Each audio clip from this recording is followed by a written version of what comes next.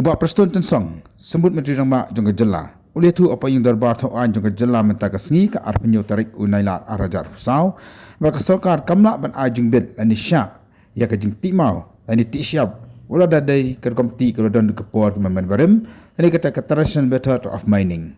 Kadau kalong, laong ubah Preston kadai namar bagi don shibun ki hukum lani ki judgment ki bela penmi dak High Court of Meghalaya berkemjuru ke Supreme Court.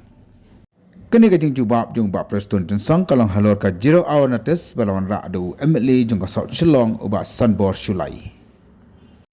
Kumta halor kajing dawa jung ki kenhuan ki baper ki ba imja bat imja kepo na ka kam timau tishyap kemjuru ki kali ki basyalan narkit ikini ki marpo kendau. Ubah Preston ula ong ba kabadun kam kalong bahap man penan kam baik dekat jalan. Haka bakitu ki bakwa banti mau dan ti siap ki ban pan ya ka permission le ka jingbet na ka tar forest jong ka sarkar Jela. Ba Preston ula ong ba ka sarkar khaban snai ki an ki rules le namar ba kini ki kendon an ne ki jing penui hukum lengba jong ka yang besar ya ka ba ka sarkar Jela kamna satya banyak kyar. Mr. Speaker sir, at the outset, I'm so thankful to Sri Sunbor Shulai, Honorable MLA of 19 South Shillong constituency for bringing 0 hour notice under Rule 49A on the matter which has appeared in the newspaper Unong Sanyima dated 6 August 2024 under the caption Sange Kamai Kikali Kitmao Bat Siam Harilum Khasi Namar Kajing Petrekam Kendon on Lum Jingalang Pratrik. It has given me an opportunity to highlight to this August House about this important issue, taking into account all relevant statutes and rulings of the honorable courts of this country, including the Honorable High Court of Meghalaya. In exercise of powers conferred under Section 15 of the Mines and Minerals Development and Regulation Act 1957, Central Act number 67 of 1957, the Meghalaya Minor Minerals Concession Rules 2016 were notified by the state government. The need for notifying these rules arose on account of the judgment and order of the Honorable High Court of Meghalaya dated 30th 6 2015 of WP in bracket C number 140 of 2014 titled Tangkham M. Sangma versus State of Meghalaya and orders prohibiting all mining activities unless the following have been complied. 1. Consultation with the CEC, Centrally Empowered Committee. 2. Drawing a comprehensive scheme for restoration of environment damage on account of mining. 3. Creating a fund for reclamation of environment in the interest of sustainable development and intergenerational equity, and for the purpose of rectifying the damage caused to the forest and environment. When the judgment in the aforesaid case was sought to be reviewed by certain aggrieved individuals on the premise that for several generations, the forefathers of petitioners have been carrying out quarrying of limestone and other stones on small scale in the Khasi and Jati district of Meghalaya, and that stone quarrying has been livelihood of their families for generations, and that the land tenure system in Khasi district of Meghalaya is totally unique, where the land has, as well as the minerals underneath, belong to the landowners. The Honorable High Court of Meghalaya, however, disposed of the review petitions through the judgment dated 14/10/2015, delivered by a 3-judge bench in review petition number 11/2015 in Baliosware Orders versus Tangkham M. Sangma, declining to modify their order except clarifying that instead of securing clearance from the CEC, the applicants for mining lease would need to obtain clearance from the statutory agency which is in place currently, that is the State Level Environment Impact Assessment Authority, which has been notified under the provisions of Environmental Impact Assessment Notification 2006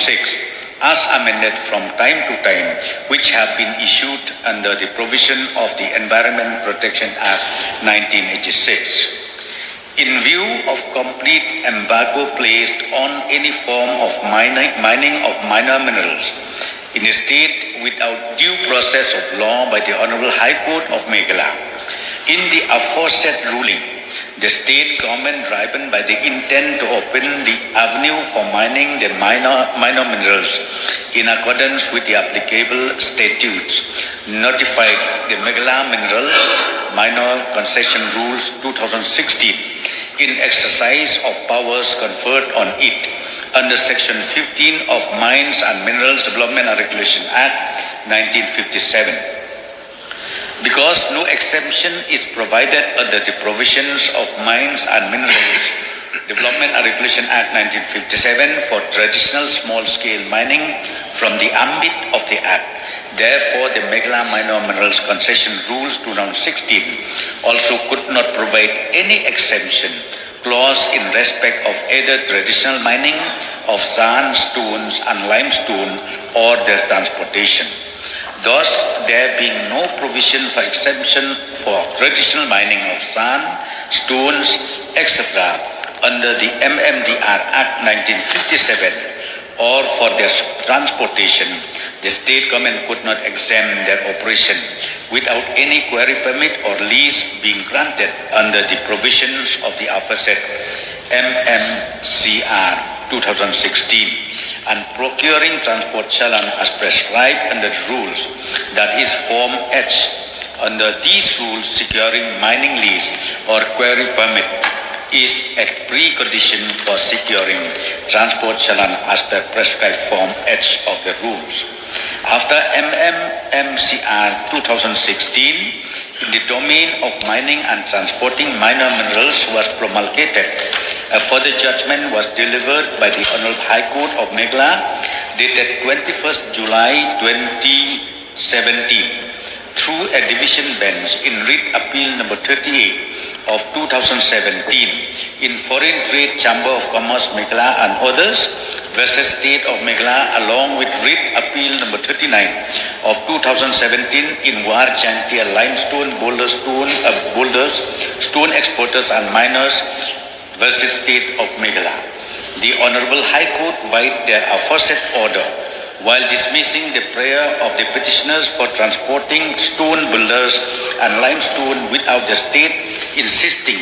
on procurement of transport challan Form H under Rule 26 of the MMMCR 2016, rule that transport of minor minerals shall mandatorily be only on the strength of transport challan to be issued in accordance with Rule 26 of the MMMCR 2016. Further, the Honorable High Court in the judgment dated 21st July 2017, while setting aside the directions of the learned single judge in WPC number 3 of 2016, which had permitted traditional excavation and transportation of limestone and sandstone under the Act, rules and bylaws in the state of Meghalaya, had ruled as follows in the context of clear, unambiguous and emphatic pronouncement of the division bench and full bench of the Honorable High Court of Meghalaya. We do not wish to make any other comment in the matter, but in the given set of circumstances, with respect, deem it proper to observe that the order dated 27 January 2016, as passed by the learned single judge in WPC number 3 of 2016 is not good law and cannot be relied upon as a precedent. This is apart from the fact that the said decision by the learned single judge, even otherwise, now stands totally eclipsed with promulgation of the rules of 2016.